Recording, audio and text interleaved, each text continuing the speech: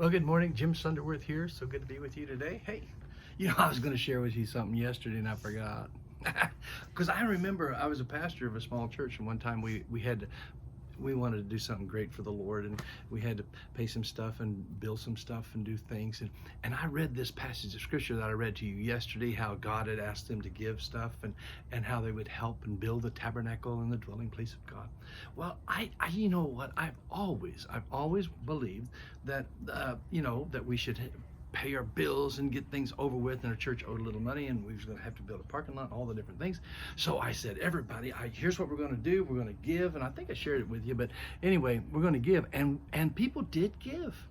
And when they gave, they were a part of the promise, and they were a part of the promise being fulfilled. It was exciting to see that church paid off. It was exciting to see that brand new parking lot, because you see, it was a dwelling place where people could come and they could hear about Jesus, they could hear about God, they could hear about the promises of God, and what we're going to study about today. They could hear about Jesus, who is the ark. Now, let me share with you in the chapter 25. We're going to find out, chapter 25, we're going to find out there's three main articles that were in the tabernacle.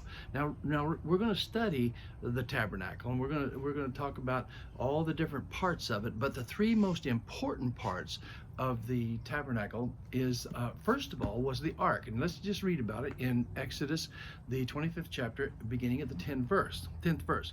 And they shall make an ark of acacia wood. 2.5 cubits shall be the length, 1.5 cubits its width, and 1.5 cubits its height. Now, a cubit is from the point of my finger to the elbow.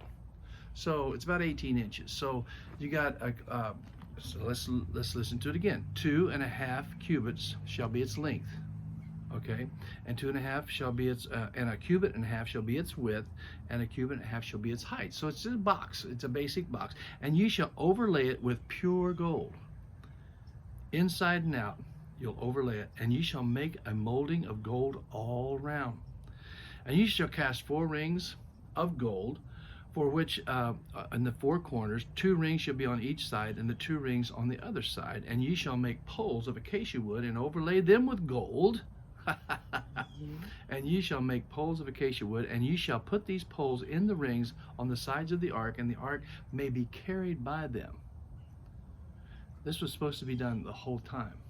I could take you to a story where David was bringing the ark back after being not in the presence of God, been out for many years. They found the ark, and he picked it up and put it on a cart. Remember that story? Maybe you don't remember it. And I don't want to get into it too strong, because it's really quite a story. But how they put that ark on the cart, and they were carrying it, and they went up by a wine press, and the cow or the bull or whatever was pulling it went over a bump, and when it went over the bump, that thing fell, and when it fell, a man reached out and touched it and died. And David got so discouraged. What did I do wrong? Why would carrying the ark bring death? Well, because right here it says that you'll only carry the ark by the poles, and they weren't carrying by the poles. And see, a man perished because of lack of knowledge. Do you know people perish today for lack of knowledge too? They want the presence of God, they want the ark, they want the very presence of God in their heart, but they don't go about it as God says. If you want God's presence, you have to go through Jesus. Now, Jesus here, in just a few moments, this is kind of a picture of Christ in a way, because he was both man and God. He was the Son of Man, he was the Son of God. And therefore, the wood, which represents the Son of Man, was covered by the gold, which represents the Son of God, which talks about the very presence of God, heaven, all that's there. And then they put on this, which was Jesus, which was carrying, and they said, they shall put the poles in, and the poles shall be in the rings, and they shall not be taken from. And ye shall put in the ark the testimony. Now you'll find out later they put in the testimony of the 10 Commandments, and they put on the stick, or the rod that budded, and they also put in some manna. So that was in there to give a testimony.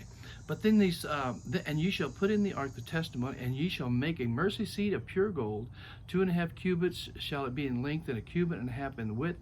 And ye shall make 2 cherubim of gold, hammered out, worked, and you shall make them 2 ends of the mercy seat. And make the cherubim one end, and the other cherubim at the other end, and they shall make this cherubim of 2 ends, and will place it in the middle. And the cherubim shall stretch their wings to touch one another, and they'll look down.